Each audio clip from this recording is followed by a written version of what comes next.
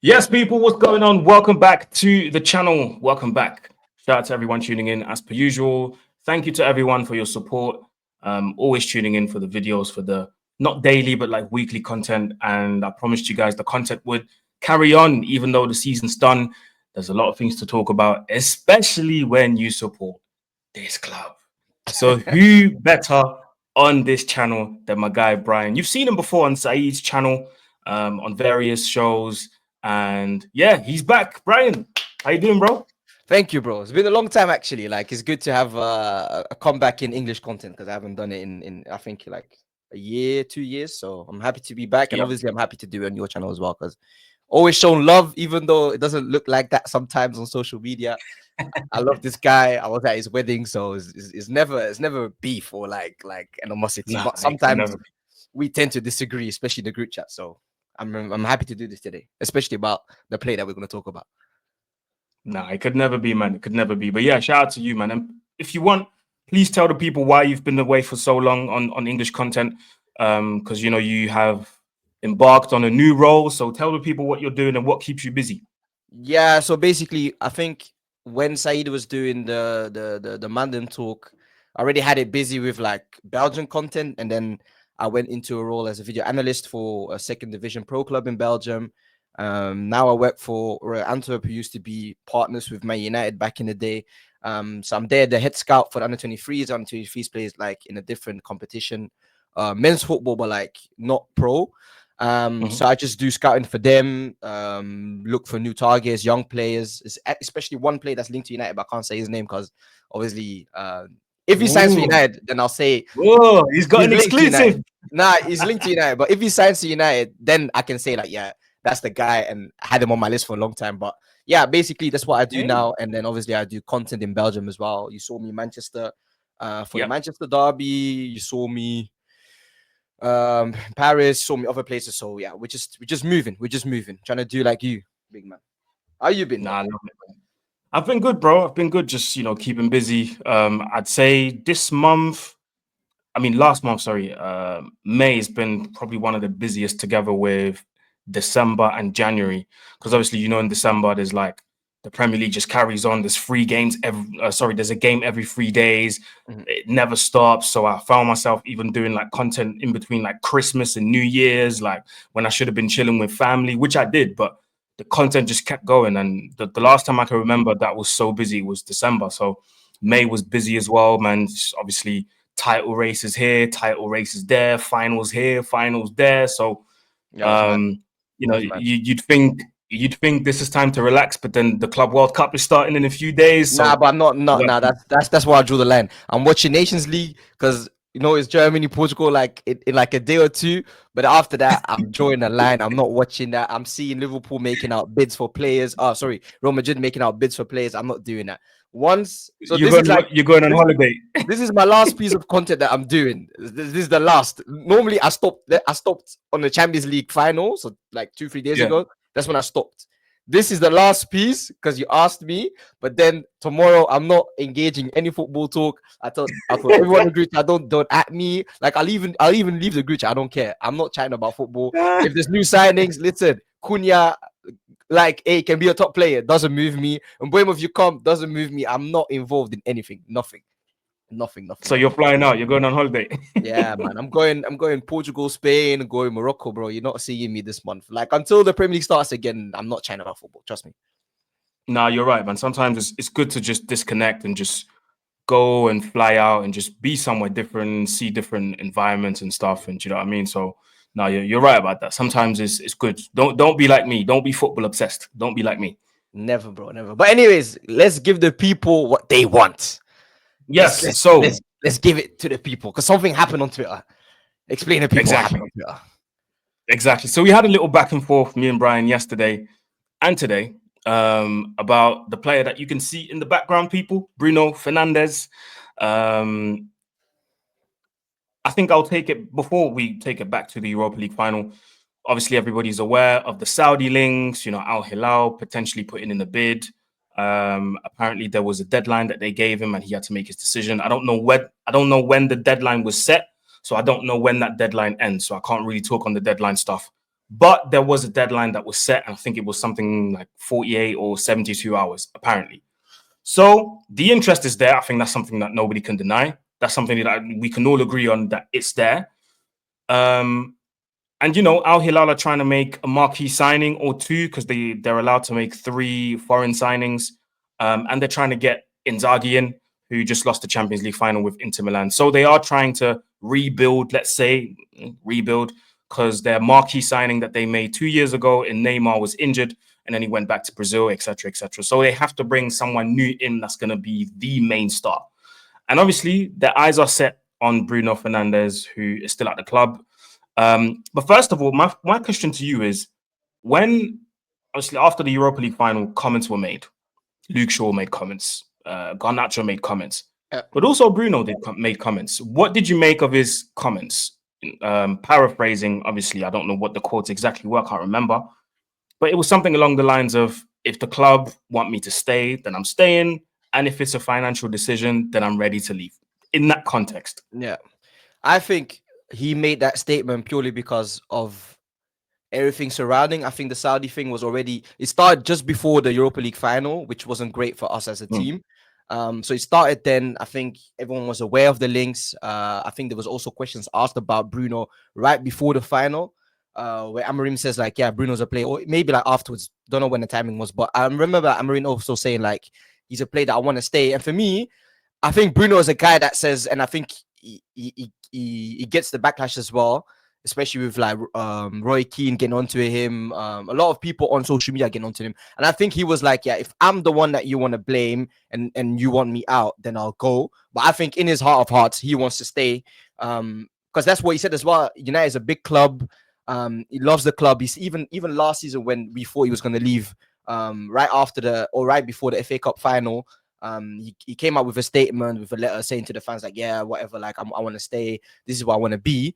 And I think he actually like wants to retire in United. So I don't think he is going or he's leaving unless the club says, okay, cool, you can go. So that's why it's like, it's a sticky situation right now. Because if United say you can go, then I think he goes. But if it's up to him, I believe that he's staying, because he never gave me the idea that he's a footballer that has to go for the money. He already said that I'm already earning a lot of money. If you're earning about 150k to 300k, I don't know how much he earns, obviously, and I don't really care how much he earns, but if you earn about that type of amount, and the way Bruno moves around, you would think that he doesn't really care if it's whether like 300k or like 700k. Obviously, a normal human being would, but if you're a footballer and you earn that much money, I don't think that type of amount would actually sway him to go there for 2-3 years with his family, with his young kids, to move again. So yeah, that's what I think about it. Yeah, I mean, the money that Al Hilal is offering, they're talking about 200 million over 3 years. I'm like, whoa. I mean, listen, I don't blame him for at least thinking about it. Yeah. I don't blame him for at least thinking about it, because that's a lot of bread. That's a lot of money. No, it's mad. But yeah, like some footballers, they already think that they earn so much money that they don't really care about earning more than that. Because I think we've had players refuse already, but I don't know who it was, but we've had big players refuse. And then you got other players, like let's say the one from Brentford, the striker Tony. Then he went and he said like, yeah, like bro, man came from, you get me? So it's different. Came from nothing. Yeah. But Bruno, I think like, especially when you're at United, is different. If you're at United, Madrid, you wouldn't really go that easily. Yeah. And people always forget as well. Obviously, me and you know the ins and outs of the football business on different sides, I would say, or on different levels of the business. But we know that, the salary is not just that salary. There's bonuses, there's win percentages, there's you get through rounds in Europa Leagues and Champions Leagues, you get money for that. You get loads of money. Like, people just think it's just a salary. No, there's loads more that we just don't know about, but it's in their contracts. Yeah. So yeah, you are right about that. But anyway, so we lost the Europa League final, and obviously, me being me, my head was hot. And I did say at the time that, I was disappointed in a lot of players not turning up. And one of them was our captain, because I did assume that as the captain, you're showing the example when it goes well, which is absolutely fine. But when it goes downhill, more often than not, he is part of the players that go missing. You know, he is part of the players that go missing. And I think me and you have talked about his way of playing many times. Sometimes his erraticness, his decision to rush a pass rather than waiting for a pass, or if a pass is not on, just to wait or recycle. We talked about sometimes his I don't want to say attitude, but him moaning sometimes, you know, throwing his arms up in the air when things don't go his way and stuff. I looked at all these things and I did name him down as one of the culprits. Now, what was your take on it? Because I know we had our back and forth, and one of your first responses was he's not the only one in the team that needs to be blamed for the Europa League loss. Yeah. So basically, I have the feeling that you single out Bruno because of, let's say, stylistically you don't like him, which is fine, and everyone has their own flavor of player, let's say. But I have a feeling that whenever something bad happens, you have your target, which is Bruno. And for me, the thing is, I agree, in the final he wasn't good. He was bad. But then, now you said, like, yeah, when the games are, when we play poorly, he's one of the players that disappears. But then I want to touch on two things. The first thing I want to touch on is, usually in finals, the best players never really perform that well because you're the best player. So that's one player that you want to take out of a team. And I'm not saying that Bruno got marked by Spurs or something like that, but usually that happens. We just saw Champions League final. Dembele wasn't that great, but he done other things. And that's why his man just saying, okay, but defensively, he done his thing. So I would give it to him. I can remember Ronaldo many times for Real Madrid wasn't great in finals. Even that one game where he scored the fourth goal and took off his shirt. And even though I would celebrate with him, he wasn't great. So the best players, maybe bar Messi, and even he had certain games or certain finals where he wasn't great.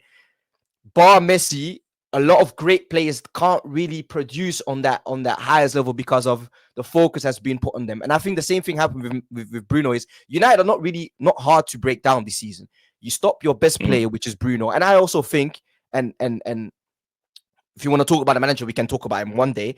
I think that your best player this season is, I think Bruno's our best player because Ahmad gets injured early on in the season, and then Bruno plays and he carries the team, whatever. But I think if you have your best player, you just got player of the year, and you're playing in a final, and then you put him as a double pivot, that for me doesn't help when all of the good performances that he had for Man United this season is in that number 10 slot. But then he wants to change it, and I think that's where that's where the manager overthought the final. He changes it, and his performance dips. And I agree, he wasn't good. He loses the ball to the first goal, 100%. But then to say that he's the number one person that needs to go first because he led us to 15th. I don't agree with that. Because of him, we lost the final. I don't agree with that because there's a lot of players that need to leave before him before we get to touch to Bruno Fernandes. And another thing is, and we can touch everything, so I don't want to go too fast. But my thing is with football, you always try to keep your best players, and then you move on and you add a piece and you add a piece up until the point where you say, okay, maybe he's now not the best or not the most suitable in our squad. Then you can move him out and say, okay, let's replace him with someone else that has that can do that. But for me to sell Bruno right now is one, taking a gamble on the next player coming in and then having to be sure that he's going to be good. So right now we're signing Cunha, who has to play actually in the left end slot. If he's not good, then and you sell Bruno, then you have no one that can produce. And we've seen seasons where we take out, for example, a Pogba, we take out Bruno, even though he's played every game. But if you take out these players, we're not at the level where we think we are. So for me, it's very hard right now to say, okay, Bruno, you're the focus point. Let's take you out, and then let's hope that we can get two, three players of quality where we forget we're Man United. And I'm not going to say anything about the scouting, but we're Man United, and we can't really. The last 5 years has shown we can't attract good players. We're lucky with Euro. Not lucky because he's a talent, but we're lucky with Euro. Xerxes, he might come good, but we don't know for sure. And then you have other players. Højlund, don't want to talk about him, but you have a lot of players that just not good enough. So I can't fathom why people say, "Oh yeah, Bruno, you're the first one to go," when there's at least another like 8 players that need to go before him. Okay. On the take that you had where you said you need to you need players around him where Yeah, you need to keep your best players and then build around them, etc., etc. I think we've already done that. And I think it was the season, was it 2021, 22, if I'm not wrong? I think that season, and I always have that first game of the season against Leeds in mind, where we smoked them like, what was it, 5-1, 6-1? And what was it? Pogba had 4 assists, Bruno smashed one in, Ronaldo smashed one. Like, that game was insane. And I always have that team in mind, and I go, how much more can we surround him with quality? How much more quality does he really need to be surrounded by? Because if you're surrounded by Pogba, Sancho, Cavani, Greenwood, Martial, Rashford, and your GOAT, Cristiano Ronaldo, how much better can it get? That Well, was my point. that's that season when we had Oli as a manager. That's his last season. Yeah. Yeah, before he got sacked, yeah. When you say, and that's why I disagree again, is when you say we've built the team around Bruno. No, at that time it was Pogba's team where he was trying to, and we added Bruno because Pogba needed someone that can do something creativity wise because we didn't have no one. If Pogba didn't play, it was shocking. I remember that time. Let me check. We had Juan Mata, but he was like getting older as well. At that time, we built our team around Pogba, and it's like, can we get the most from how can we get the most out of Pogba because of X, Y, and Z. And then United made one big mistake, even though it hurts me to say, but we got Ronaldo in when we shouldn't really bring him in because the team was Yeah, the way Oli was that is building the true. team. He had Yeah. Greenwood. He was trying to like mold Greenwood into a striker. We had Daniel James. We had Martial, Rashford. He was building something, and then he brought in Ronaldo, and the whole thing broke down. Just But at collapsed. that time, it was a Yeah. Pogba team, and that's why I find it a bit interesting how your take is on Bruno. But we can talk about that later on.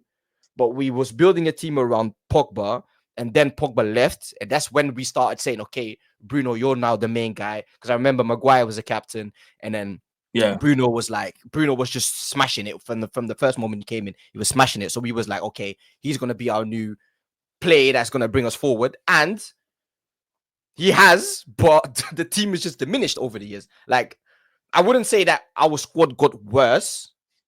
Maybe it has. I don't know. I'm not sure. Because if you look at the I squad actually then think and it now, has. No, you're right. You're right when you say that. I actually think it so has. so we haven't really given Bruno the tools to work with to improve. So if you say we brought in Cavani, yeah, and I think Cavani was a free transfer. We brought him in again. That's a free transfer, Yeah, but you're we right. brought him in, yeah. And then Ronaldo comes in. Cavani's like, okay, cool, but then I'm not really playing because let's be honest, like he was there, number 7. He was calm, and then Ronaldo came in, and that messed everything up. And then he had other players like Igalo to serve with. Then he had Weghorst.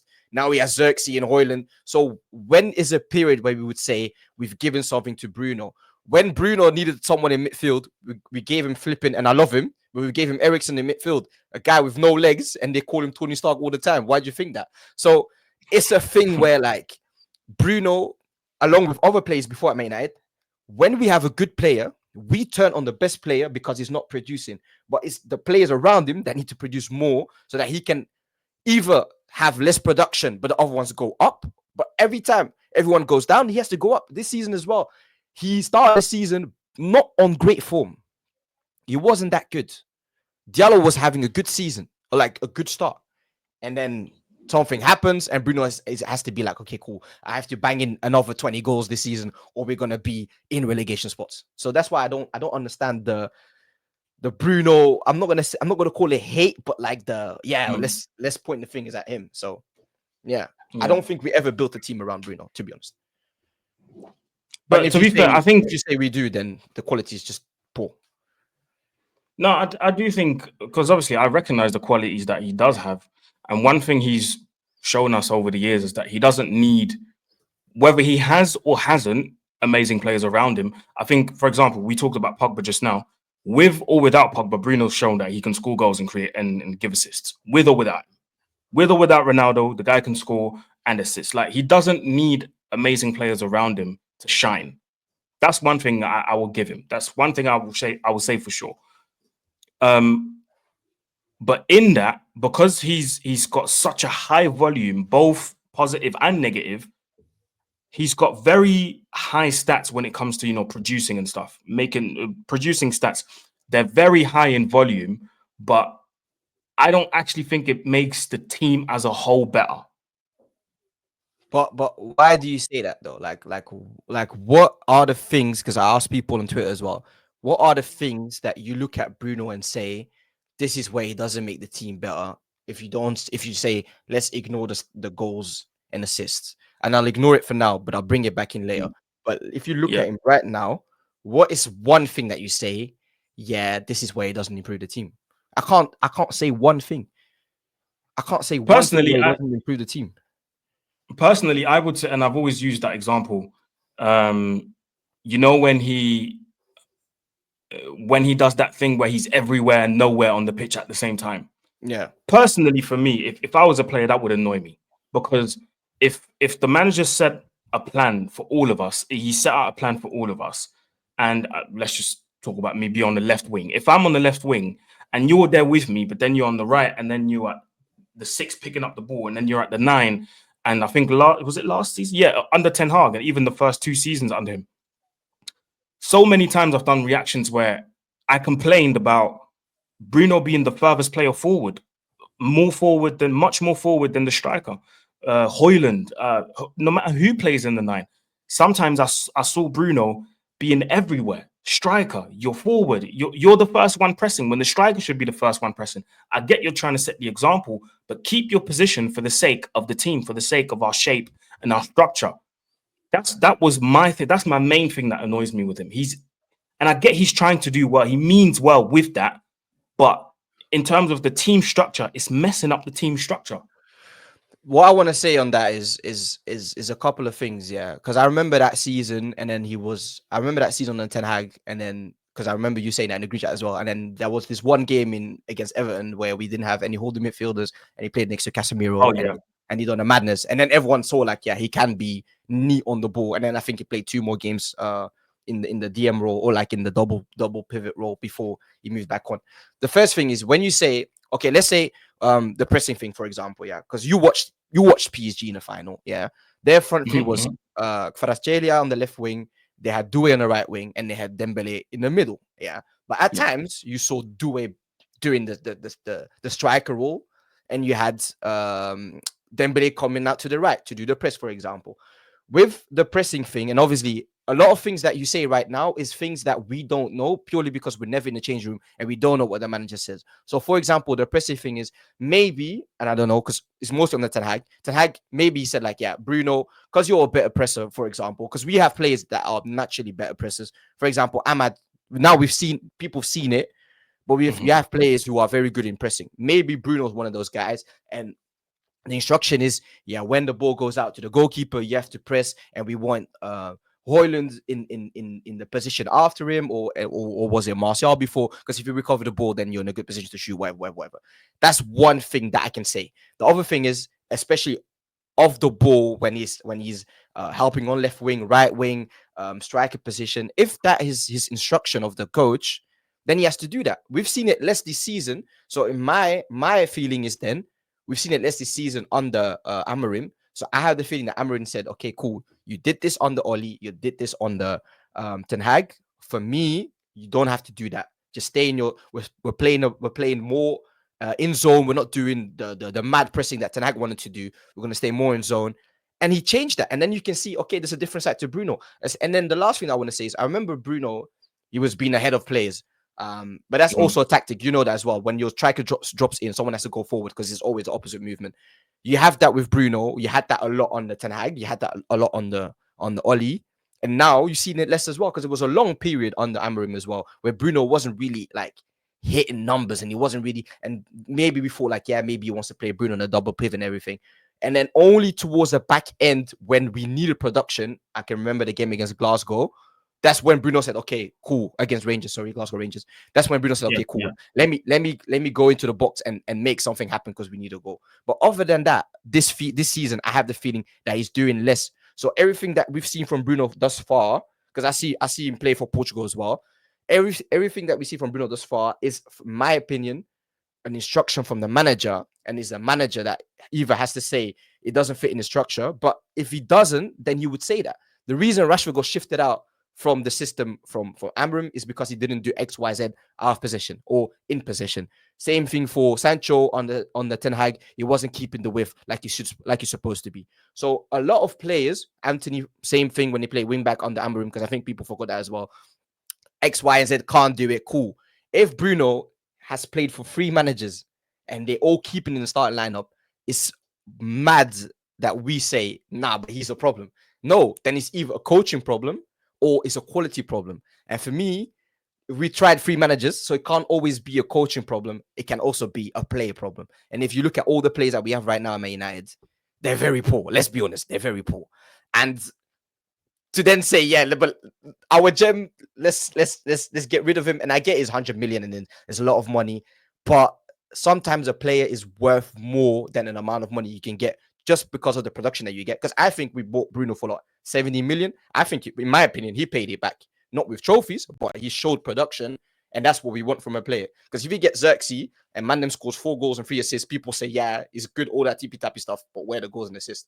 So you need to know what you want as a fan base, because it's not really a team, a fan base. What do we want? What do we want from Bruno? Okay. Onto the production then. That was another point that I had, for example. In the most memorable moments, I really struggle with Bruno Fernandes. And I mean our most iconic, most important moments, like the Europa League final, like the final in, was it 2021 that we lost to Villarreal, or 2022? Yeah. 2021. Yeah. 2021. Yeah. To Villarreal, Villarreal, the FA Cup final that we lost against Man City. I struggle to understand, why is it that he turns up against the quote unquote smaller teams? Because, you know, that's one thing that always comes back to me from fans. Yeah, but he turns up against this team and this team and that team.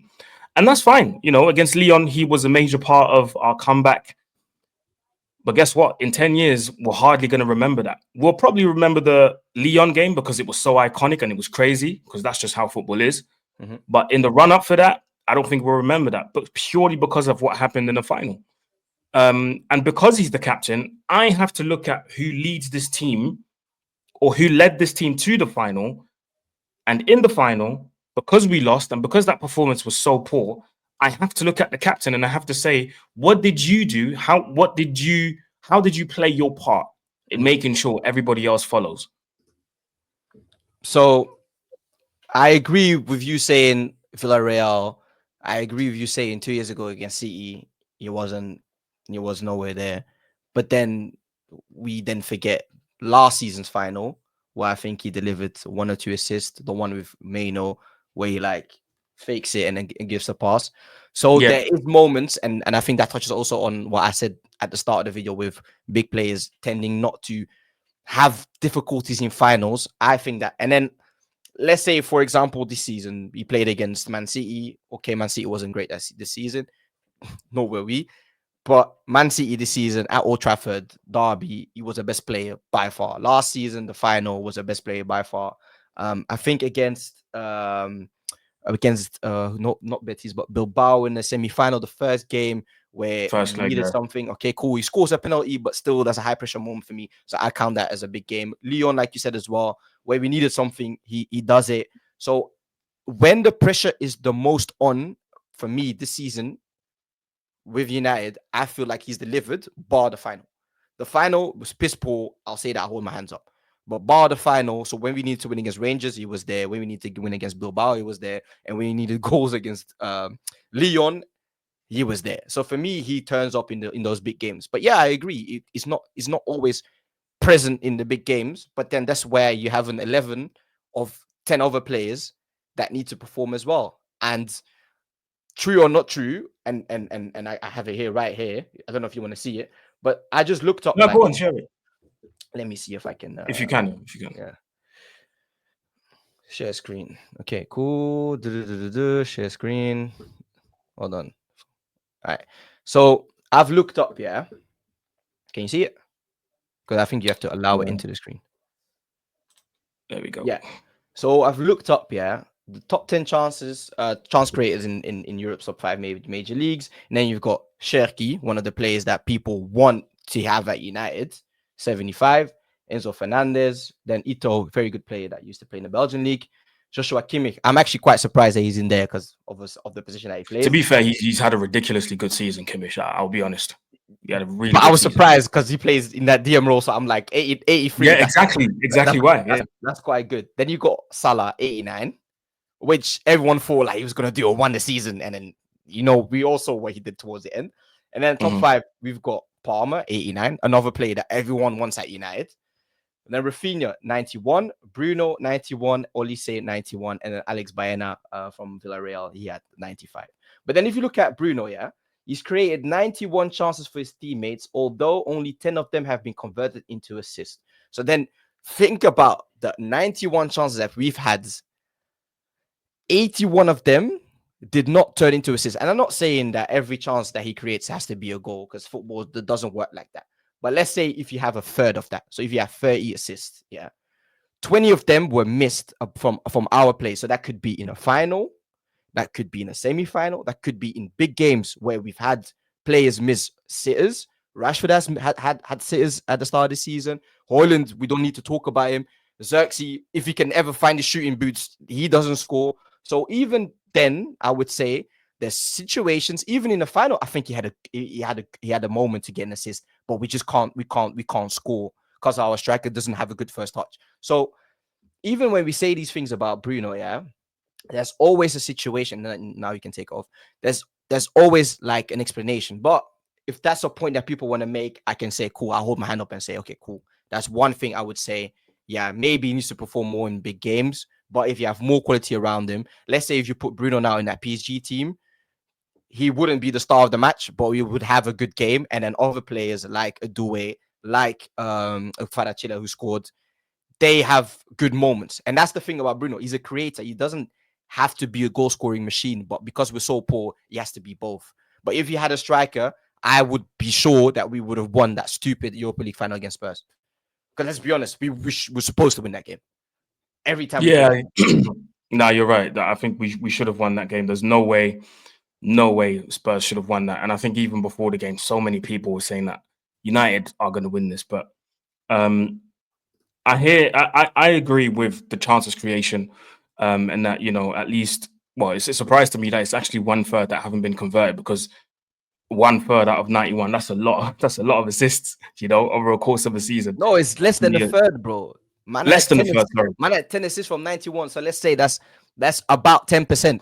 10% conversion rate of the things that he created. So if we had people who were competent, bro, I swear we would not talk about him this way. And I don't know if you want to wrap up the video, but I have one more thing that I prepared just for this conversation, because there's two things. Someone said on Twitter, yeah, he led United to their worst league finish, yeah. So now I have to see. Okay, so United finished 15th this season, which was cool. What would you say is a bad season for Man United? Anything besides top 3 for me as a big club, as who we are. Anything besides top 3 is a bad season. Top 4 you can jiggle about it, but let's be honest. So someone said, yeah, and you said that as well. Yeah, but we had our worst league finish under Bruno, so he's not a good captain. And then I looked up the United captains. So there's a season in 89, 90 where our captain, and I'm not going to ask people if he's a bad captain then. Brian Robson finished 8th with Man United, or 7th. Is he then a bad captain? I don't know. Then we've had other seasons. Nemanja Vidic, yeah. One of the best Premier League defenders of all time. When Ferguson left and then he stayed with Ryan Giggs, we finished 7th, something like that again. Was he then a bad captain? Because he was there as well and he led the team. And then you've had another captain in that team, Rio Ferdinand. Is he then a bad captain? I don't know. And then when we finished 6th with Mourinho, okay, cool, we won the Europa League. Rooney was a captain. Would people then say, oh, he's a bad captain?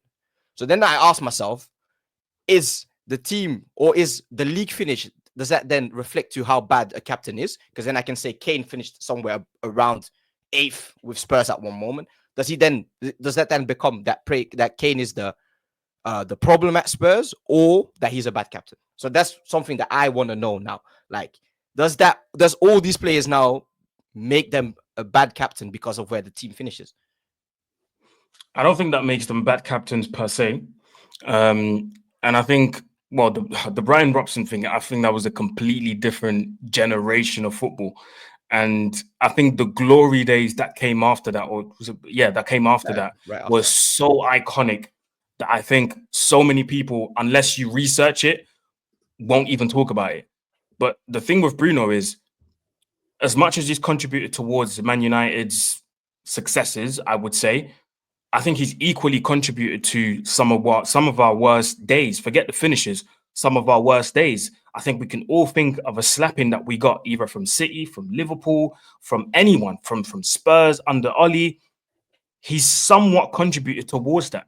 It's very hard not for me to look at those How results though? and Like, how do say, you say he contributes to that? Like, that's like make me understand why you say he contributes to us having that loss when he's not the one that let in the goals, nor was he the one that missed his chances.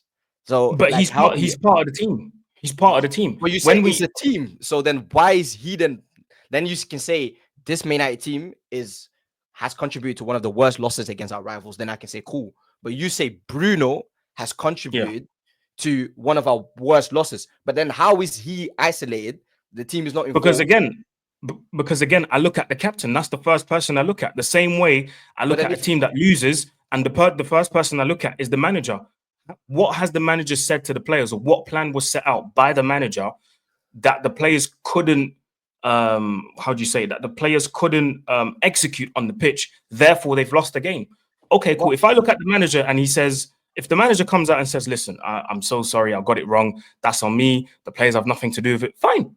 Then I'm going to say, you know what? The manager came out and said what he said. But when I look at the manager setting out a plan and it somewhat works, but we still get slapped, the first person I look at, barring sometimes the goalkeeper, because there was a lot of games where I looked at yeah, Onana first. I would look at him first, to be honest. But go on. Yeah. There's a lot of games where I looked at Onana first, I'll be honest. But there's a lot of games where I look at the captain and I'm going, what type of example did you set? What type of example did you set for others to follow? And I mentioned the 7-0 against Liverpool. Things like that, I'm sorry, but I can't forget the 7-0 slapping that we got and him asking to be taken off. I just can't forget things like that. Well, I just can't forget that. we say that, and then they came out a few days later that he didn't ask to be subbed. That it wasn't for him. He didn't ask to be subbed. But because Bruno has only missed, I think I can't even say it. Like, I only missed like 1 or 2 games for United, and he's been here for 5 years. Like, this season was the first time we actually let him rest a game. So I can't believe that Bruno said that Bruno wanted to be taken off, and after that they cleared it up. But anyways, even if he wanted to, yeah. Because we don't know the ins and outs, cool. Because I'm not gonna say you're wrong because I don't know it for dead on. But after that, they cleaned it up and said he didn't ask to be taken off, whatever. It was someone else's issue, cool. My thing is, yeah, even in that 7-0 game, and we don't have to go into specifics, but in that game, I remember us missing a chance and Liverpool slapping the one in, and then us missing a chance, and then Onana leaving the near post open for Firmino to do a dink. So is those Gakpo. things, and yeah, Gakpo.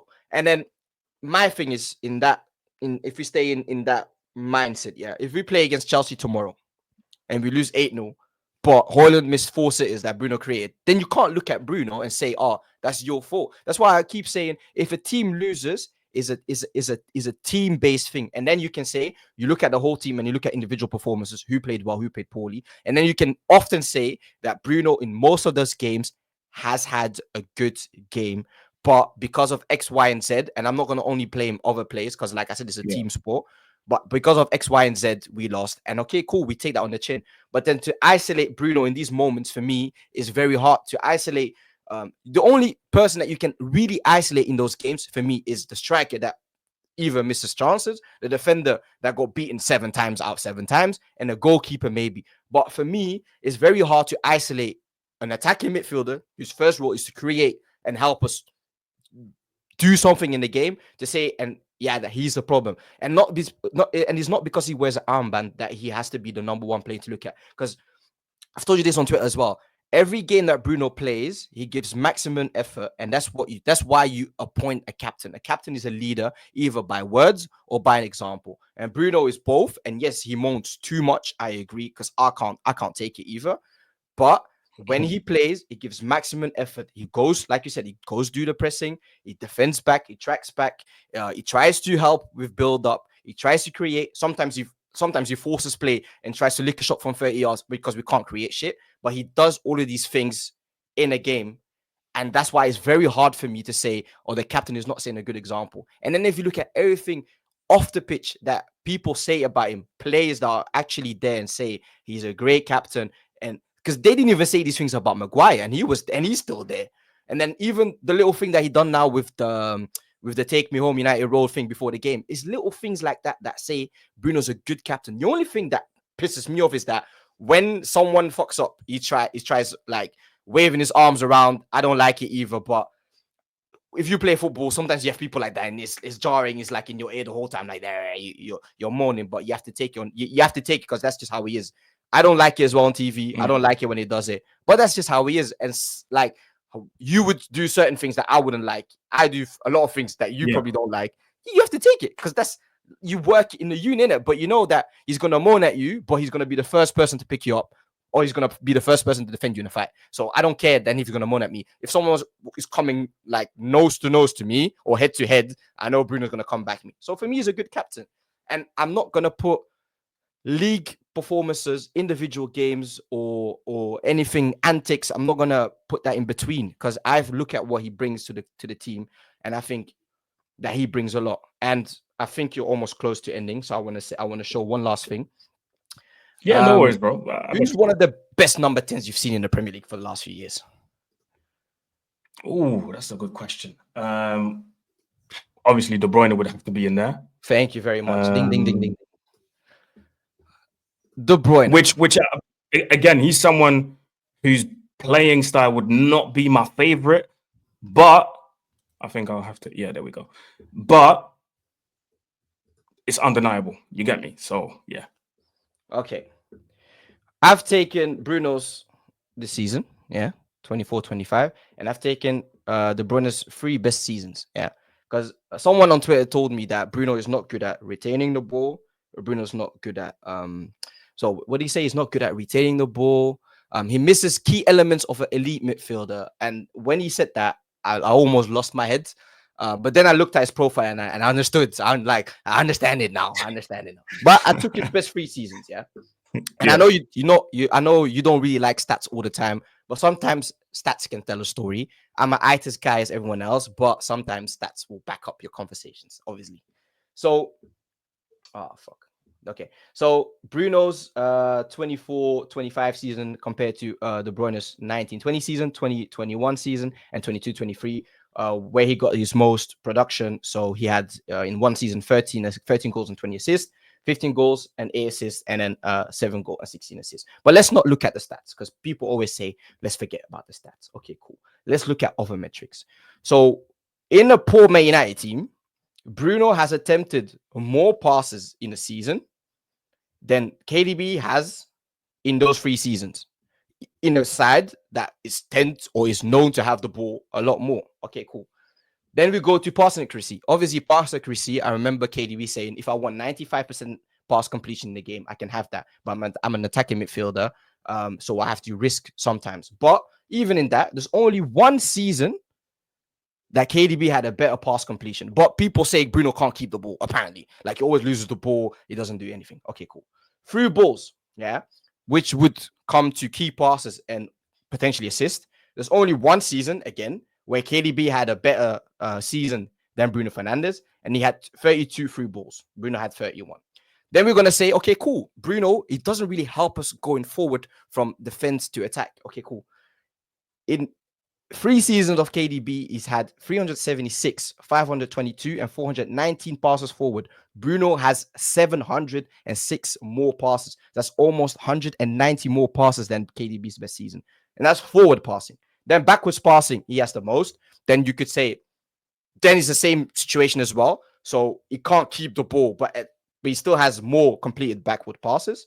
Cool. And then sideways passes, KDB has more sideways passes than Bruno, but only one season out of the three. We move on. Defensively, clearances. Bruno has had a better season this season than KDB in his best 3 seasons. Clearances, interceptions, Bruno has a better season. Block shots, Bruno has a better season. Touches, the amount of time you touch the ball, Bruno has a better season. Ball recoveries had a better season. And then only in possession lost, Bruno is second to KDB's best season, because in KDB's best season, he lost the ball 730 times, 713 times. Bruno has done 656, and then you have KDB 2 times again with around 500 times. So then I asked the people, he's not good at retaining the ball, apparently, but we just saw the stats. His chance creation is not the only thing that he's good off. So then what's the other thing that you want to see from Bruno? What's the other thing? Like, what do you want to see from him? Because everything that a midfielder does, he does well.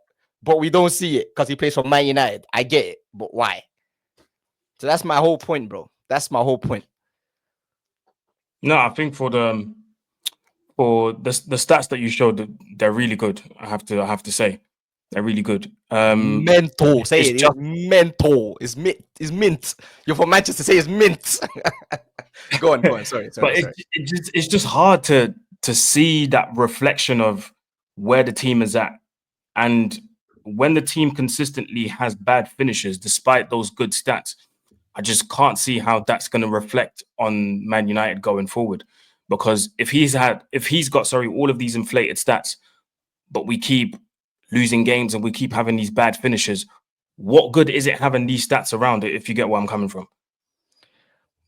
Because if we don't have it now, we would be much, much lower than where we were right now. So that's why I understand that you have a high scoring. It's like you watch NBA as well. Trae Young had one season when he was doing mad numbers and they couldn't get in the playoffs. But would you then, as an NBA team, say it's the same thing? Would you then, as an NBA team, say, "No, we have a good player. Let's get rid of him and then let's try something else"? No, you keep your core players. So let's say you keep your Trae Youngs, you keep your Kawhi Leonards and all these players. You keep them and then you try to build and add more better pieces where maybe his production has to go down or his production stays, but the people around him hit the same numbers. If I ask you now, Aaron, if we signed Kane instead of Højlund, would United be a better team? You would say to me, yes. If we would sign in midfield, for example, a Nico Barella, a name that I've been screaming for years, if we would have him in midfield over Eriksen, who's played in that pivot under Ten Hag, would we be a better team? I think you would say yes as well. If we would sign, let's say, I'm going to say a stupid name, but any better left wing back than Dorgu, would you say we would be a better team? Yes. So everything that we have right now is not an upgrade on what we had before. We went from one of the best players in the world to have mediocre players, but we had good results on the Ferguson, to now sign players that who we think are going to hit the maddest levels. Anthony hasn't produced. Sancho hasn't produced. Rashford, not going to talk about it, but has not always produced. So we've never went a level up. We've always been going down. If you say is Martial better than Højlund? Yes. Is Pogba better than who's in midfield now? Ugarte and flipping Casemiro. I'm not going to chat about him because he done what he done in football. But Pogba, like we went from Pogba to flipping Ugarte, bro. Help. You need to help. You need to help Bruno. Not only Bruno, because you have other good players. Ahmad. When we have Ahmad, Maino, Bruno, we look a better side, but we need more. We need more. And I hope Cunha and them, man, is a step towards that. But we've seen that before as well. When we got Donny van der Beek, we thought we was gonna, because I know, you and me, we watched Donny live. We watched him in Holland. We thought, we're gonna bring someone that can play 1-2 touches and that. And he died, bro. He died. That hurt my heart. He died. So again, I can't blame anything on Bruno. If we had a good striker and a better team around him, and then we performed badly, or then he had a mad or a bad season, I would say yes, 100%, Aaron, I'm with you, but not with the team that he has around him right now. You've pulled out your hair for Garnacho missing chances. If we had a capable left winger, and I'm not cussing Garnacho because I like the kid, but if we had capable players, we've had better stats wise offensively, and we would be in a better position, and then I think you would change. And that's why when I say, when you look at Portugal, Bruno is most, like 9 times out of 10, the best player on the pitch. Better than Bernardo Silva, better than Leao, better than all these guys that people want to bring to my club, but then they don't watch the other side. So that's what I'm saying. I've seen him enough to say he's a quality player. Let's just bring quality around him and stop signing dead wood. And I hope this season he's going to change. But the way it's looking right now, I'm a bit scared. Yeah, I mean, I would be in favor of him leaving just because I would like to rebuild with a different type of midfielder. Because I think this is, or if he stays, I think this would be his 6th season, if I'm not wrong. Yes. 5th, 6th. But yeah, anyway, he would have been here for a long time if he stays.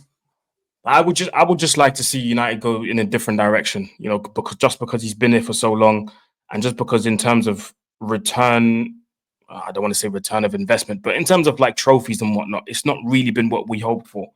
So I would like to see something different. But if he stays, then this surely has to be the season we do something in terms of like, even not forget winning the Premier League, competing for the Premier League, because with Bruno, that's a stretch. We're too far away from competing in the Premier. Let's be honest, bro. Even though the one game a season gimmick, we're not good enough, bro.